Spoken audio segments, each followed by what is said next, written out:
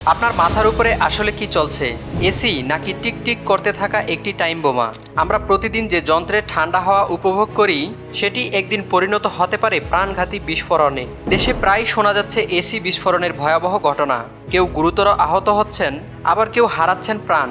সম্প্রতি রাজধানীর যাত্রাবাড়িতে বাসায় এসি বিস্ফোরণে একই পরিবারের আহত 4 জনের মধ্যে চিকিৎসাধীন তুহিন হোসেন অবশেষে মারা গেছেন। 24শে সেপ্টেম্বর জাতীয় বার্ন ও প্লাস্টিক সার্জারি ইনস্টিটিউটের এইচডিইউতে তিনি মৃত্যুবরণ করেন। তার মৃত্যুর বিষয়টি নিশ্চিত করেছেন ইনস্টিটিউটের আবাসিক সার্জন ডক্টর শাওন বিন রহমান। তিনি জানান, তুহিনের শরীরে প্রায় 47% পুড়ে গিয়েছিল। তার স্ত্রী ইবা 8%, ছেলে তাওহিদ 15% এবং তানবীরের 47% পুড়ে গিয়েছে এবং এখনও হাসপাতালে চিকিৎসাধীন। এই মর্মান্তিক ঘটনা আবারও নগরবাসীকে আতঙ্কিত করেছে। কিন্তু প্রশ্ন হলো, এসি কেন বারবার বিস্ফোরিত হচ্ছে, আর এই বিস্ফোরণ থেকে বাঁচার উপায় বা কী? তো চলুন আজকের ভিডিওতে পুরো বিষয়টা বিস্তারিতভাবে জানার চেষ্টা করি।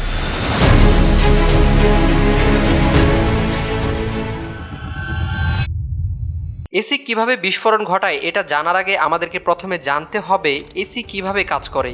এসিতে একটি কম্প্রেসর থাকে যা বিশেষ এক ধরনের গ্যাসকে প্রচণ্ড চাপ দিয়ে তরলে রূপান্তর করে। তারপর কন্ডেন্সার অংশে সেই গ্যাস ঠান্ডা হয় আর একটি ফ্যান গরম বাতাস বাইরে ছড়িয়ে দেয়। ঠান্ডা হাওয়া গ্যাস একটি ভালভের মাধ্যমে ইনডোর ইউনিটে থাকা ইভাপোরেটরে প্রবেশ করে এবং সেখানে আবার গ্যাসে পরিণত হয়ে ঘরের ভেতরে তাপ শুষে নেয়। এভাবে ইভাপোরেটর ঠান্ডা হয়ে যায় আর ব্লোয়ার ফ্যান সেই ঠান্ডা বাতাস ঘরে ছড়িয়ে দিয়ে আমাদের আরামদায়ক পরিবেশ উপহার দেয়। কিন্তু যদি এই কম্প্রেসর ত্রুটিপূর্ণ হয় অথবা নিম্নমানের হয় তবে সহজে গ্যাস লিক করতে পারে আর সেই গ্যাস বৈদ্যুতিক সংস্পর্শে এলে ভয়াবহ বিস্ফোরণ ঘটাতে পারে। আবার যদি গ্যাসের পরিমাণ কম বেশি হয় কিংবা নিম্নমানের গ্যাস ব্যবহার করা হয় তাহলে কম্প্রেসরের উপর বাড়তি চাপ পড়ে, ফলে সেটি গরম হতে থাকে এবং ঝুঁকি তৈরি করে। বাতাস চলাচলের সঠিক ব্যবস্থা ছাড়া আউটডোর ইউনিট বসানো হলে সেটি দ্রুত ওভারহিট হয়ে বিস্ফোরণ ঘটাতে পারে। এর সঙ্গে যদি নিয়মিত সার্ভিস না করা হয় তবে পুরো এসির উপরেই চাপ বাড়তে থাকে আর দীর্ঘদিন এভাবে চললে যে কোনো সময় বড় দুর্ঘটনা ঘটতে পারে। দুর্বল বৈদ্যুতিক তার ব্যবহার, শর্ট সার্কিট, এমনকি ঘরের ভোল্টেজ ওঠানামাও এসি বিস্ফোরণের বড় কারণ হয়ে দাঁড়ায়। এসি বিস্ফোরণের বিপদ থেকে বাঁচতে হলে আমাদের কয়েকটি বিষয় অবশ্যই মাথায় রাখতে হবে। প্রথমত, কেনার সময় ভালো মানের এবং নির্ভরযোগ্য ব্র্যান্ড এসি বেছে নিতে হবে এবং রুমের আকার অনুযায়ী সঠিক টনেজের এসি নিতে হবে।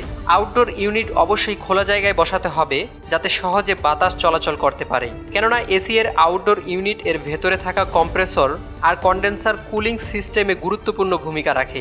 ইনডোর ইউনিট নিয়মিত পরিষ্কার করতে হবে এবং যেখানে ধুলাবালি বেশি সেখানে দক্ষ টেকনিশিয়ানের মাধ্যমে বছরে অন্তত 3 থেকে 4 বার সার্ভিস করানো উচিত। সার্ভিসের সময় কম্প্রেসর এবং গ্যাসের পরিমাণ ভালোভাবে চেক করাতে হবে আর ভোল্টেজ ওঠানামা ঠেকাতে অবশ্যই স্টেবিলাইজার ব্যবহার করা উচিত। মনে রাখবেন, একই বৈদ্যুতিক লাইনে এসি, ফ্রিজ, ওয়াশিং মেশিন, মাইক্রোওয়েভের মতো ভারী যন্ত্র একসাথে চালাবেন না। এতে শর্ট সার্কিটের ঝুঁকি বহুগুণ বেড়ে যায়। আর যদি কখনো এসি থেকে অস্বাভাবিক গন্ধ আসে সঙ্গে সঙ্গে এসি বন্ধ করে দক্ষ টেকনিশিয়ানকে দেখাতে হবে। একটু সচেতনা আর নিয়মিত যত্ন আপনার ও আপনার প্রিয়জনের জীবন বাঁচাতে পারে। তাই আজই যত্ন নিন আর নিরাপদ থাকুন এবং অন্যদের ভিডিওটি দেখার সুযোগ করে দিতে ভিডিওটি শেয়ার করুন। সবাইকে সচেতন হতে সহায়তা করুন। ধন্যবাদ। আবার দেখা হবে পরবর্তী ভিডিওতে।